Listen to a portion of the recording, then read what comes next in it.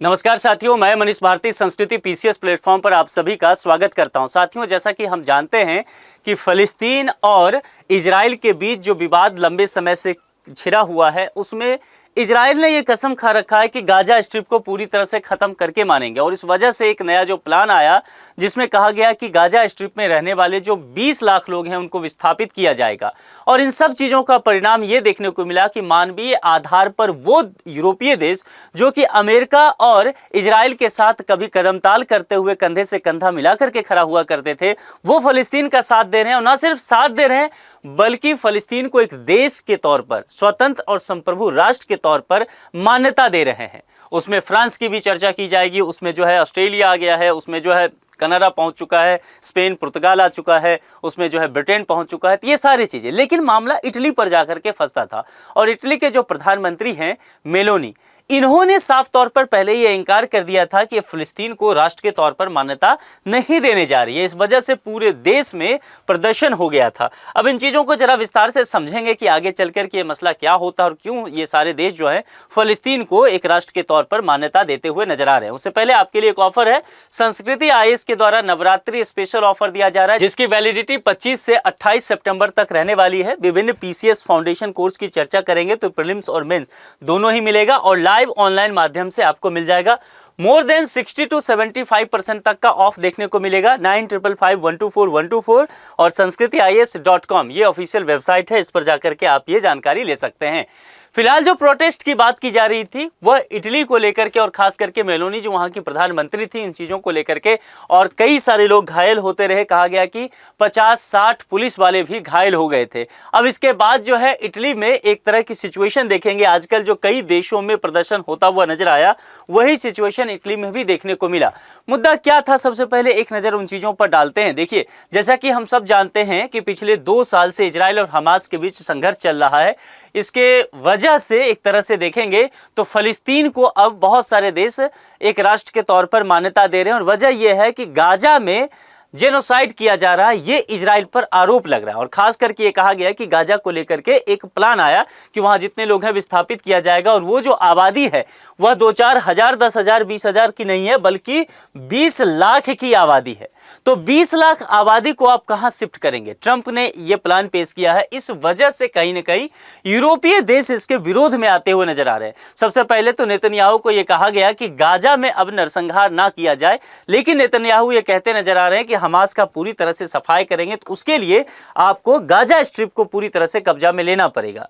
यानी कि अगर देखा जाए तो स्थिति गाजा स्ट्रिप में और भी खराब होगा आने वाले समय में। इन सब चीजों को देखते हुए यूरोपीय देश यहां पर मान्यता देने लगे, चाहे ब्रिटेन हो, कनाडा हो, फ्रांस हो, ऑस्ट्रेलिया हो, जो हमने पहले भी इस चीज को लेकर के चर्चा किया। यूएन के द्वारा भी नेतन्याहू की निंदा की गई और यहां पर जो है इनको फटकार भी लगाई गई कि तुरंत वहां पर जो है आप सीज फायर कीजिए और गाजा में अब अटैक नहीं करना है। और खास करके हमास से भी कहा गया कि जितने भी बंधक हैं उसको तुरंत वहां पर छोड़ देना चाहिए। ये सारे कंडीशन देखने को मिला। ठीक है, यूरोपीय देश आगे बढ़ते गए। ये गाजा स्ट्रिप है, खास करके देखेंगे तो ये वेस्ट बैंक का हिस्सा है। तो देखिए, ये वेस्ट बैंक का हिस्सा और ये गाजा स्ट्रिप, ये दोनों फ़लस्तीन का हिस्सा पड़ता है। लेकिन ये जो गाजा स्ट्रिप है इस पर किसका कंट्रोल है? हमास का। हमास कौन है? एक लड़ाकू गुट है जो कि फ़लस्तीन के पक्ष से लड़ता है और उसका उद्देश्य है कि इजराइल जो उसकी भूमि पे कहता है कि आ गया है, उसको अरब से यहूदियों को मार करके भगाना है। ये सिचुएशन है। हालांकि वेस्ट बैंक के में जो फ़लस्तीन का शासन चलता है, तो फ़लस्तीन के जो राष्ट्रपति उन्होंने कहा है कि हमास के साथ फ़लस्तीन का कोई कनेक्शन नहीं होगा। आज ही उन्होंने कहा है, कुल मिलाकर के उन्होंने कोशिश किया है कि विभिन्न देश जो राष्ट्र के तौर पर मान्यता फ़लस्तीन को दे रहे हैं वह बरकरार रहे। इन सब चीज़ों को लेकर के बातें की गई। अब देखिए, यहाँ पर मामला इटली पर आता है। इटली की जो पीएम है उन्होंने पत्रकारों से बातचीत करते हुए कहा, मैं फ़लस्तीन राज्य को मान्यता देने के विरोध में नहीं हूँ। क्योंकि पहले इन्होंने कहा कि हम इसको विरोध में हैं, हम मान्यता नहीं दे रहे हैं, जहाँ पर यूरोप के बहुत सारे देश मान्यता दे रहे थे। तो इन्होंने कहा कि हम नहीं दे रहे हैं, तो विरोध प्रदर्शन हुआ। वहाँ के लोगों ने कहा कि फिर आप जो है नरसंहार जो इजराइल के द्वारा किया जा रहा है, आप उसको सपोर्ट में आ रहे हैं। देखिए, यूरोपीय देश जो है ना, आप माने ना माने, मानवाधिकार को लेकर के बड़े सजग रहते हैं, है ना। तो यहाँ पर इटली में इसीलिए प्रधानमंत्री मेलोनी के विरोध में बहुत सारे लोग आ गए। अब जहां पर ये अभी यूएन में पहुंची हैं स्पीच देने के लिए जनरल असेंबली का, तो वहां पर जब जर्नलिस्ट सबसे मिलती हैं तो उन्होंने कहा कि देखिए, ऐसा नहीं है कि फ़लस्तीनी को हम जो है राष्ट्र के तौर पर मान्यता देने के विरोध में है, लेकिन हम अपनी प्रायोरिटी तो निश्चित तौर पर तय करेंगे। क्योंकि अगर अगर देखा जाए कि फ़लस्तीन को आप संप्रभु राष्ट्र के तौर पर मान्यता देते हैं तो इटली भी एक संप्रभु राष्ट्र है, और इसीलिए नहीं इटली मान्यता दे कि बाकी यूरोपीय देश दे रहे हैं।